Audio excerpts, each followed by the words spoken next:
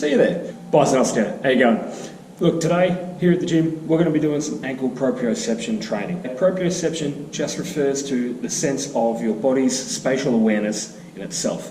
So if you sort of think about it, if you're balancing on one leg, your ability for your body to keep its balance while being pushed around and looking off into the distance, okay? That's your proprioception. Now, ankles are very interesting. Very commonly, people have ankle injuries when they're young and sporty. Obviously, you got your rolled ankles that occur in basketball, football, netball. It's extremely, extremely common.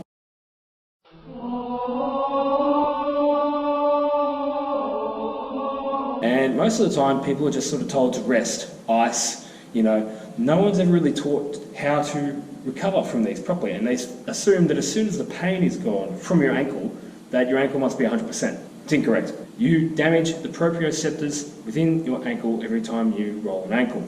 Hence why you'll find people who roll their ankles always complain about, oh yeah, my ankles are stiff, or oh yeah, my feet are stiff, and my legs, it all comes up from your body as well, if you think osteopathically. So, today we're going to be doing some really, really simple sort of techniques and show you some ways to increase your proprioception following an ankle injury. It's also really good for people who have had injuries long ago in the past and have just sort of found that, they're about 90% better, but there's just that 10% that's just not quite right. Try some of these movements and see if they make a difference. So there's a few different ways you can sort of set this exercise up. If you want to find a little platform that's sort of raised and rounded and a bit uneven like this, that could be a good start. If you try to stand on something like this and your ankle injury is too acute, you're more than welcome to actually regress that and instead use something like a towel, shown here. Just folding it up and making it slightly uneven, but also raised so that your body has to challenge.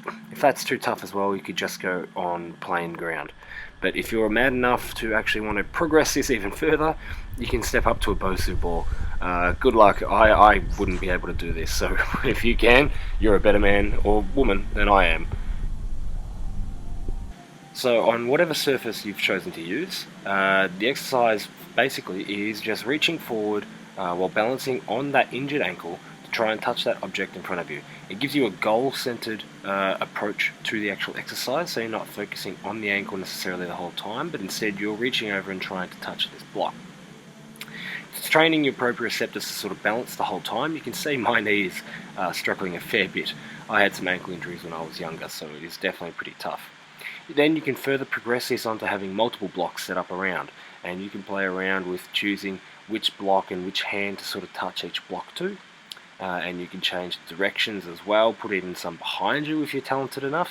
But having this in, it allows you not to focus so much on the ankle, but rather allows your body to focus on your spatial position and balance required to actually touch these blocks and achieve the goals. Which is exactly what we're trying to do. It's adding a bit more specific sort of sport balance into our movements. These are pretty tough movements, so if you fall off, it's absolutely no worries at all. But if you are pushing through pain at all, it's a good sign to actually regress and go back to something a little bit easier. Change the platform up maybe. You shouldn't be pushing through pain with any of these exercises.